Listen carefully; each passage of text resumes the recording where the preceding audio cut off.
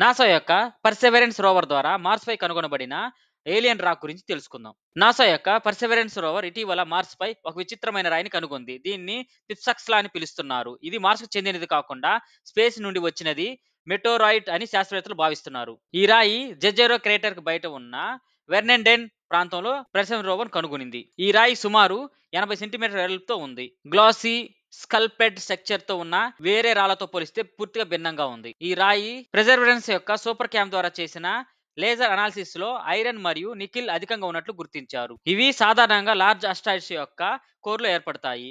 కాబట్టి ఇది మార్స్ కు సంబంధించినది కాదు. ఇది బయట నుండి మార్స్ కు వచ్చిన ఒక ఎక్స్ట్రాటెరిషియల్ మెటరాయిడ్ అని శాస్త్రవేత్తలు భావిస్తున్నారు. ఇటువంటి రాళ్లు మార్స్ పై ఇంటర్ ప్లానెటరీ మెటీరియల్ ట్రాన్స్ఫర్ ను అర్థం చేసుకోవడంలో సహాయపడతాయి. నాసా దీన్ని భవిష్యత్ శాంపుల్ రిటర్న్ మిషన్ కోసం ఎంపిక చేయవచ్చు. ఈ రాయి యొక్క ఫోటోలు సెప్టెంబర్ 2 మరియు సెప్టెంబర్ 19, 2025 తీసినవి. నాసా వివరాలను నవంబర్ 2025లో బహిర్గతం చేసింది. ఈ వీడియో మీకు నచ్చితే లైక్ చేయండి. Thanks for watching. మరిన్ని సైన్స్ వీడియోస్ కోసం మార్గదర్శి తెలుగు ఛానల్ సబ్స్క్రైబ్ చేయండి.